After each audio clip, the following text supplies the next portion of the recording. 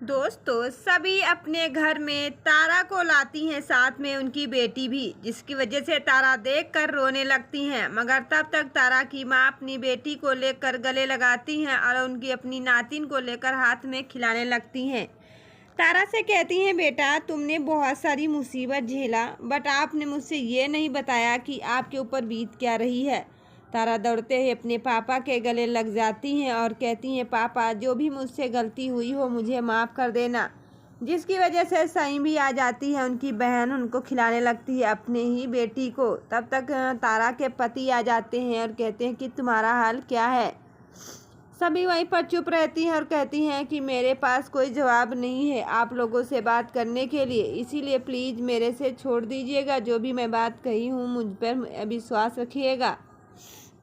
ये बात सुनते ही वहीं पर तारा अपनी फैमिली के साथ मिलकर काफ़ी ज़्यादा रो रही होती है। मगर जैसी रजत को पता चलता है, रजत कहते हैं अब मैं अपने बातों को कैसे समझाऊं। मगर तारा की माँ रोते हुए कहती है, मैं वेलकम कर रही हूँ अपनी ही बेटी का अपने आंगन में।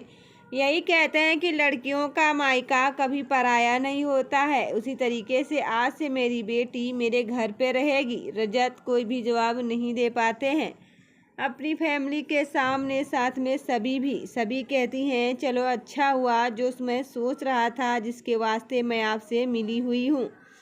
वहीं पर कहती हैं अपने भाई रजत से कि भाई तू मुझे माफ़ करना, जो मैं आपसे सारा सच छुपाई और कुछ भी नहीं बताई आपको। जिसकी वजह से रजत कहते हैं कोई बात नहीं है, जो भी है सो अच्छा है, और मुझे भी मालूम था कि आप सब ऐसे कैसे कर रहे हो। तब तक वो अपने गले लगा लेते हैं। तब तक उनकी माँ आ जाती हैं, साथ में तारा और रजत एक दूसरे से हाथ मिलाते हैं। उनकी पूरी फैमिली बहुत ही हैप्पी हो जाती है।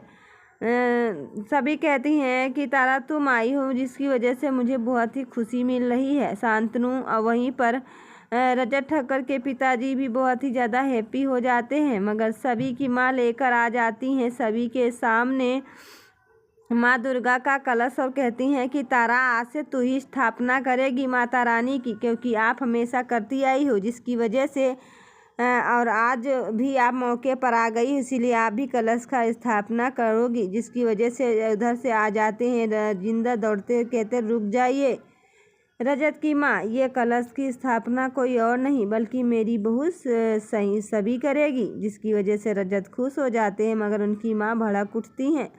माँ कहती हैं कि हाँ क्यों नहीं सभी करेगी, क्योंकि आज से मेरी बेटी की लड़कियाँ और बेटा मेरा और उनका हस्बैंड सब लोग सभी के चक्कर में न जाने कितने दिनों से घर के बाहर रहे हैं।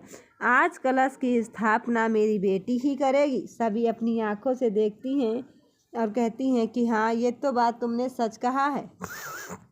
ये बात सुनते हुए जब वो कलश पा जाती हैं, जिसके कहती हैं तारा नहीं माँ, मैं स्थापना नहीं कर सकती हूँ इस कलश का, क्योंकि मुझे मालूम है। तब तक सभी तारा, उनकी बेटी सई, सब लोग निकल पड़ते हैं गरबा डांस करने के लिए, क्योंकि उनको यही मालूम था कि वहाँ पर आज का ज्ञान आने वाला है। जिसकी वजह से वो काफ़ी ज़्यादा सज धज कर निकल रही होती हैं। तब तक तारा का पति खुश हो जाता है और कहता है कि हाँ चलो अच्छा है जो आप लोग चाह रहे थे। जिसकी वजह से वो आपस में बात करती हैं, काफ़ी ज़्यादा खुश हो जाती हैं। उनको अंदाज़ा भी नहीं होता कि ये सब किसकी वजह से हो रहा है। कहती हैं सभी की बेटी, अगर मेरे पापा भी होती ना तो परी मम्मा कितना ज़्यादा अच्छा लगता। जिसकी वजह से गरबा डांस शुरू हो जाता है। सभी कहती हैं अपनी बेटी के सामने, देख लीजिए अगर ये रजत आ जाता तो मेरी बेटी को याद नहीं आता। आखिर में एक तरफ तो कियान ने सभी को धोखा दिया है, अपना माँ नहीं मानता है, और दूसरी तरफ रजत को भी। मगर तब तक वहीं गरबे डांस में रजत और आशिका और अंशिका पहुंची हुई होती है। मगर रजत देखता है और देखकर काफ़ी ज़्यादा सपनों में खो जाता है। मगर उनकी बेटी को एहसास करते हुए बहुत ही ज़्यादा शॉक्ड हो जाते और कहते हैं मुझे नहीं मालूम था कि ऐसा कुछ होने वाला है। जिसकी वजह से वो एक दूसरे के गले लग जाते हैं और उनको अंदाज़ा भी हो जाता है। तब तक आपस में डांस करते हैं और रजत देख लेते हैं आशिका को वो डांडिया डांस के लुक में, जिसकी वजह से वो खो जाते हैं। कहते हैं जब काश मेरी पत्नी थी आशिका तो मेरा कहना मानती थी। कहना आशिका का तुरंत लुक जो है वो बदल जाता है, जिसकी वजह से वो वहीं पर चुप हो जाते हैं और उनको अंदाज़ा भी नहीं होता कि ये सब किसकी वजह से होता रहता है। वहाँ पर बार बार सोचकर काफ़ी ज़्यादा अंदाज़ा लगा लेते हैं, मगर वहीं पर आ जाते हैं। तब तक रजत आस्का के प्यार में खो जाते हैं। वो किसी को भी नहीं समझते कि ये सब कैसे हो रहा है, मुझे भी समझ में नहीं आता है। वहीं पर एक दूसरे के गले मिलकर जब बैठते हैं और कहते हैं कि हाँ, ये साड़ी तो मेरे पसंद की पहनी हुई हो। हर्ष आ जाता। हर्ष कहता, लो मैंने तो परी को देखा और मैं तुरंत आ गया। हर्ष और आशिका एक दूसरे से हंसने लगते हैं और कहते हैं मुझे भी बहुत ही अच्छा लग रहा कि आप लोग ऐसा क्यों करते हो। वहीं पर आकर एक दूसरे के करीब, जिसकी वजह से खो जाते हैं सपनों में और उनको अंदाज़ा भी नहीं होता कि मैं किया तो किया कैसे। कियान ने बहुत सारे रिश्तों को लेकर अपनाया, मगर वो अपना नहीं पाया क्योंकि वो उनको पता था कि एक दिन सच तो सबके सामने आ ही जाएगा। कियान को भेजते हैं। तब तक जो होती हैं सई अपने पापा की आंखें बंद कर लेते हैं और अपने पापा से कहते हैं, पापा बताओ मैं आपकी कौन लगती हूँ। जिसकी वजह से हर्ष देखता है। हर्ष कहता है, ये सई भी ना सभी का दिल जीतने के लिए कौन कौन सा खेल खेलती है। कियान देखता है। कियान को गुस्सा आ जाता है। कियान कहते हैं कि माँ आपके ऊपर कोई उंगली उठाई ये तो मुझे बर्दाश्त नहीं है, इसीलिए सेल्फी लेने लगती माँ बेटी और साथ में रजत भी। कियान को देखा देखा नहीं जाता। कियान जाते हैं दुकान पर और कहते हैं मुझे 3 चॉकलेट दे दीजिएगा। तब तक कियान का दोस्त भी कहता है कि इन्हें नहीं दुकानदार भैया मुझे दीजिए चॉकलेट। जिससे कहते नहीं, पैसा मैंने आपको दिया तो पहले आप दे मुझे। जिसकी वजह से आपस में बातें हो रही होती। तब तक सभी पहुंच जाती। सभी कहते हैं बेटा अपने से बड़ों से कैसे बात करते हैं, और आपसे वो बहुत ही बूढ़े हो चुके हैं, आप उनसे ऐसे बात करते हो।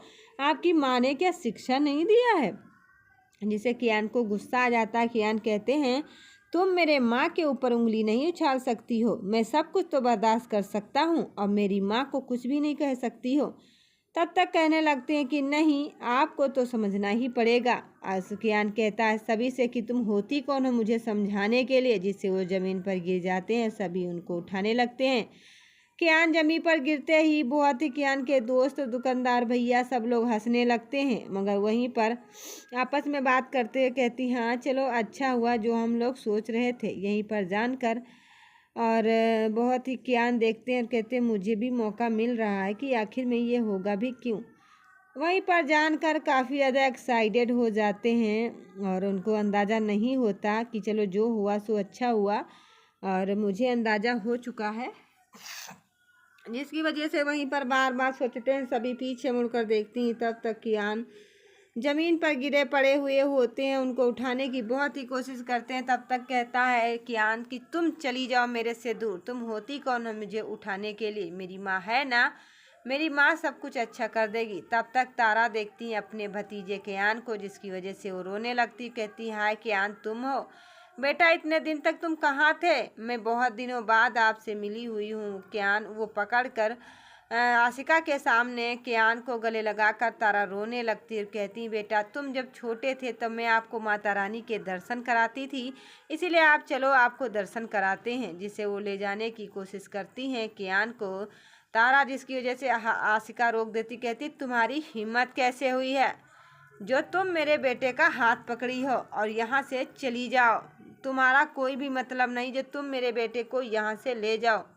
तारा को गुस्सा आ जाता है आशिका के सामने और उन्हें जोरदार से थप्पड़ लगा देती। कहती हैं कि आपको नहीं मालूम ये मेरा भतीजा है और तुम उसकी कौन हो जो इसे ले जाने की हिम्मत कर रही थी। तुमने मेरा हिम्मत हरा दिया।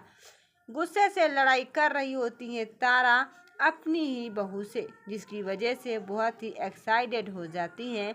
मगर आशिका और तारा में साथ में कियान भी बहुत ही गुस्से में हो जाता है। तो दोस्तों आपको क्या लगता है, क्या सच में सभी समझा ले जाएगी तारा को और नहीं बोलने देगी आशिका से? तो राय मुझे ओपीएन कमेंट सेक्शन में ज़रूर बताना। अगर दोस्तों हमारी वीडियो अच्छी लगी तो लाइक कर लीजिएगा। चैनल पर पहली बार आए तो चैनल को फटाफट सब्सक्राइब करके बेल की घंटी जरूर दबा लीजिएगा, ताकि जो भी मैं वीडियो बनाऊं उसकी नोटिफिकेशन आप तक सबसे पहले आए। इसी बात को लेकर कियान बहुत ही गुस्से में हो जाते हैं और रजत को कहते हैं कि तुम मेरे मतलब में कोई बात नहीं, आप हट जाओ पापा, मैं आपको नहीं जानता हूँ। सभी रोने लगती। वीडियो अच्छी लगी तो लाइक से सब्सक्राइब जरूर करिएगा। धन्यवाद।